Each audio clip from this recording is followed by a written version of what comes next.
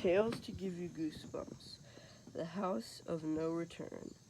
We were afraid to get close to the house, so we stayed down the street, staring up at it, staring across the bare sloping front yard. No grass would grow in that yard. The weeds gnarled and bent. They were all dead. Not even weeds sprouted in the dry, cracked dirt. At the top of the sloping yard, the house seemed to stare back at us. Two upstairs windows gaped like two unblinking black eyes. The house was wide and solid looking, built of bricks. Many years ago, the bricks had been painted white, but now the paint was faded and peeling. Spots of red brick shone through like bloodstains. The window shutters were cracked. Several had fallen off. The beams on the front porch tilted dangerously. A strong wind could blow the porch over. No one lived there. The house had been empty for years and years. No one could live there. The house was haunted. Everyone in town said it was. Everyone who knew the legend of the house. If you spent the night inside, you would never come out. That's why we brought kids there. That's why we dared them to go inside. You could join the danger club unless you stayed in the house by yourself for an hour. Staring up at the house, I bathed in the haze of pale moonlight. I shivered. I zipped my windbreaker up to my chin and crossed my arms over my chest. "How long has it been in there, Robbie?" Nathan asked me. Lori and I raised our wrists to check our watches. "Only 10 minutes, I told Nathan. 50 minutes to go, Lori said. "Think he'll make it?" "Doug is pretty brave," I replied thoughtfully, watching the moon disappear behind the cloud. "He might last another 5 minutes, I said, grinning. Lori and Nathan snickered. All three of us felt safe down by the street. Poor Doug probably didn't feel too safe right now. He was shut inside the dark house, trying to stay there for an hour so he could join our club. I turned and saw a light rolling silently over the street, coming towards us, a white, ghostly light. My breath caught in my throat. "It's a car," I realized as it floated closer. A car with only one headlight. The first car we'd seen on the street all night. The beam past the headlight washed over the two friends and me, forcing us to shield our eyes. As it passed, we turned back to the house and heard a shrill scream, a wail of terror. "Here he comes," Nathan cried. Sure enough, Doug burst out of the front door. He stumbled off the crumbling porch and came tearing across the dead bare yard. His hands waved wildly in front of him. His head was tilted back, and his mouth was frozen open in a long, high shriek of fright. "Doug, what did you see?" I called. "Did you see a ghost?" "Something touched my face," he wailed. He ran past Nathan and Lori and me, screaming his head off. "Probably only a spider web," I murmured. "Robbie, we gotta stop him," Lori cried. "Doug, hey, Doug." We called his name and chased after him, our sneakers slapping loudly on the pavement. Waving his arms frantically and screaming. Leaning into the wind, Doug kept running. We couldn't catch him. "He'll run home," I said breathlessly. I stopped and leaned over, pressing my hands to my knees, trying to catch my breath. Up ahead, I could hear poor Doug's frightened wail. "I guess he doesn't join the club," I said, still breathing hard. "Now what do we do?" Nathan asked, glancing back at the house. "I guess we'll find another victim," I replied. Chris Wakely seemed like the perfect victim. His family had moved to town last summer, and Chris started in my 6th grade class in September. Chris had pale blue eyes and very short white blonde hair. He was kind of shy, and he seemed like a really nice guy. One day after school, I saw Chris walking home and hurried to catch up with him. It was a windy October day. All around us, red and yellow leaves were falling from the tree. It looked as if it was raining leaves. I said hi to Chris, and he started telling him about our club. I asked if he'd like to join. "It's only 4 brave people," I said. In order to join, you have to spend an hour at night inside the house at Willow Hill. Chris stopped walking and turned to me, squinting at me with his pale blue eyes. Isn't that house supposed to be haunted? He asked. I laughed. You don't believe in ghosts, do you? He didn't smile. His expression turned serious. The light seemed to fade in his eyes. I'm not very brave, he said softly. We started to walk again. Our sneakers crunched on the leaves strewn over the sidewalk. We'd really like you to join the club, I told him. You're brave enough to spend 1 hour in the empty house, aren't you? I shrugged, and he shrugged and lowered his eyes. I don't think so, he stammered. I've always been afraid of monsters and things, he admitted. I believed there was a monster living under my bed until I was 8. I laughed. His expression remained solemn. He wasn't kidding. When I go to a scary movie, Chris continued, I have to duck under the seat when the scary parts come on. Lori and Nathan came running up to us. Are you going to do it? Nathan asked Chris. Are you going to join the club? Chris shoved his hands deep in his jeans pockets. Did you guys spend an hour in the house? He asked. I shook my head. We don't have to. I told him. We started the club. We don't have to go in the house. We already know we like danger. New members have to prove themselves. Chris chewed thoughtfully on his lower lip. We turned the corner and kept walking. The house was lit up at the end of the block. We stopped in front of it and stared across the bare front yard. See, it doesn't look scary at all in the daytime, I said. Chris swallowed hard. It needs a paint job, he muttered. And how come all the trees died? No one to take care of them, Nathan said. How about it, Chris? I urged. We really need new members. Yeah, Lori agreed. The club isn't much fun with only 3 kids in it. Chris had his eyes on the house. He kept his hand jammed in his jeans pocket. I thought I saw him shiver, but it might have been the wind rustling his jacket. Will you come in with me? He asked. No way, I replied, shaking my head.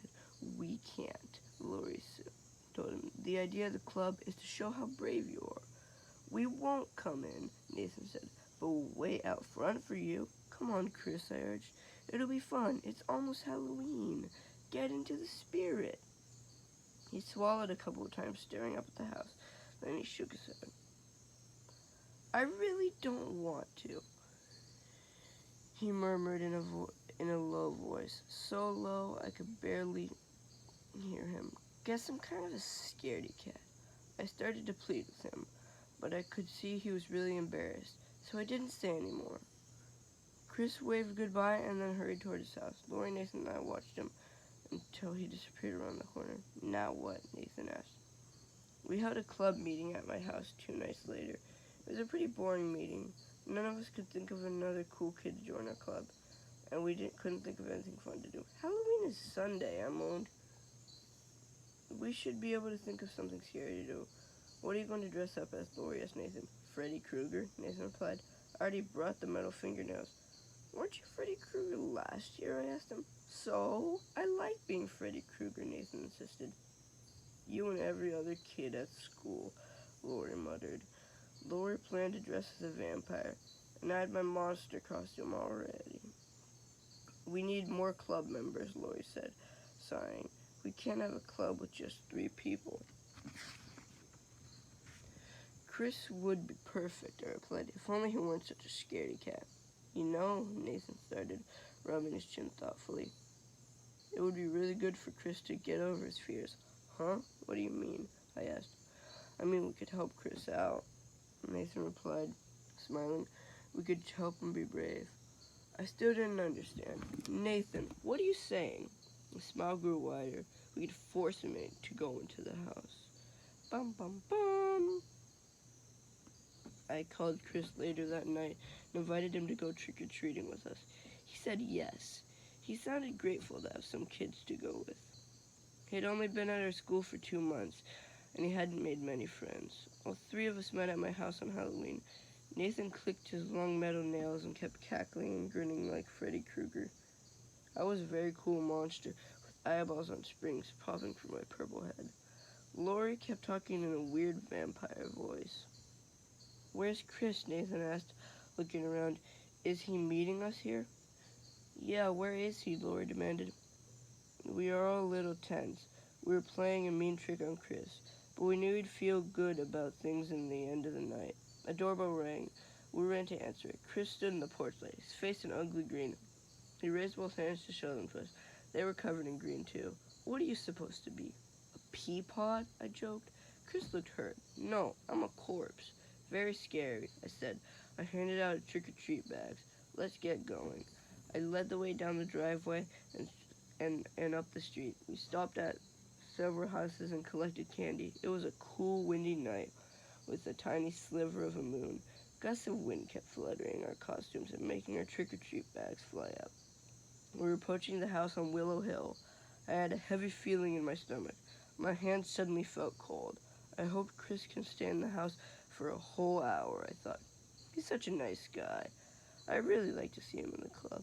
Such a nice guy. We were about to do such a mean thing to him. But he'd get over it, I told myself, and he'd be glad we made him test his bravery. The Erie house came into view. I saw Chris glance up at it, then quickly turned across the street. He didn't want to go near it, especially on Halloween night, but Nathan and I grabbed him by the arms. Chris cried out in surprise. Hey, let go. What are you guys doing? Chris struggled to pull free, but Nathan and I were much bigger than him, and stronger. Laura led the way over the bare dirt yard, up to the sloping hill, to the dark, silent house. Chris tried to swing both arms, tried desperately to break free, but Nathan and I dragged him onto the tilting porch, up to the front door. No, please, Chris pleaded. Please don't do this. Don't. I turned to him. Even under the green makeup, I could see the terror on his face. The poor guy was totally freaked. Chris, it'll be okay, I said thoughtfully, soothingly. Go inside. It'll be fun. We'll wait for you, I promise. You'll be proud of yourself, Lori said, helping to push him up to the front door. And then you'll be in our club. Lori started to push open the heavy door. Nathan and I moved to shove Chris inside.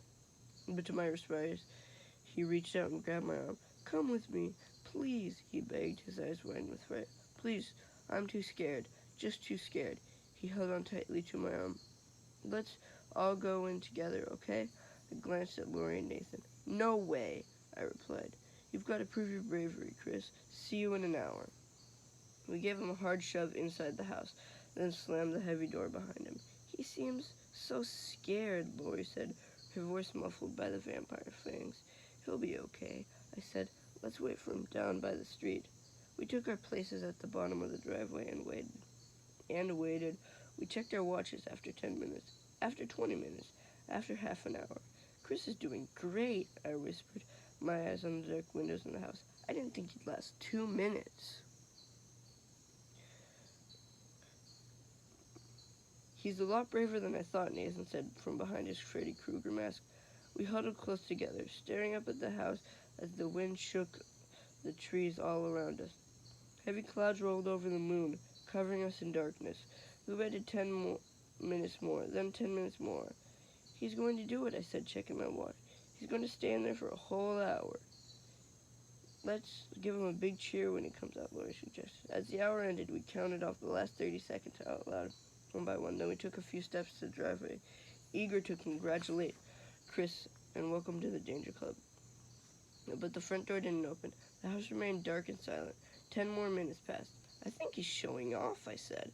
No one laughed. We kept our eyes raised to the house. 10 more minutes, then 10 more. Where is he? I called shrilly. Something's wrong, Lori said, taking the plastic vampire fangs out of her mouth. Something is wrong, Robbie. Chris should be out of there by now, Nathan agreed in a trembling voice. I felt a chill run down my back. All of my muscles were tightening in thread. I knew my friends were right. Something very bad had happened inside the house. Something very bad. We have to go in there, Lori urged. We have to find Chris. We have to get him out. All three of us exchanged frightening glances. We didn't want to walk up that driveway. We didn't want to go inside that house. But we didn't have a choice. Maybe we should wait a few more minutes, I suggested, trying to stop my legs from shaking. Maybe he doesn't have a watch. Maybe he's... Come on, Robbie, Lori gave me a hard tug. Chris isn't coming out. We have to go get him. The wind swirled around us, flooding our costumes as we made our way to the front door. I started to open the door, but my hand was so sweaty the doorknob slid into my grasp. Finally, Nathan and I pushed open the heavy door. The rusty hinges creaked, and we opened the door and peered into solid blackness. "Chris," I called. "Chris, you can come out now." My voice sounded tinny and hollow. No reply. "Chris, Chris, where are you?" All three of us began calling him. The floor groaned and creaked beneath us. As we took a few steps into the living room, the wind rattled the old window panes. "Chris, can you hear us, Chris?" No reply. A loud crash made us all cry out. The front door had slammed behind us. Just the wind, guys," I choked out. It's much darker. The door closed, but it didn't stay dark for long. Pale light flickered at the top of the stairs. I looked at the first, like dozens of fireflies cluttering together. I gasped as the light flared brighter, and then floated down the stairs in a shimmering cloud. "Let's get out," I cried. Too late. The shimmering cloud spread around us, and inside I saw two frightening figures. Two ghostly figures. A man and a woman. Hazy and transparent, except for their red, glowing eyes. Their terrifying eyes sparkled like fiery coals as they circled us, floating silently. I can see right through both of them, I realized. This house really is haunted. Where's Chris? I managed to blurt out. The man's voice was a dry whisper, the sound of wind through dead leaves. "Your friend? He went back out the door like an hour ago," the ghost replied. "About an hour ago." We didn't want to let him go," the woman whispered, her red eyes glowing brighter. "But he made a bargain with us," she snickered, a dry, dead laugh. "He promised that if we let him go, 3 more kids would come in here to take his place. And here you are," said the ghostly man, flashing an ugly, toothless smile. "Here you are. Don't look so frightened, kids," the woman rasped, clothing together. "You might as well make yourselves at home. You're going to be here forever."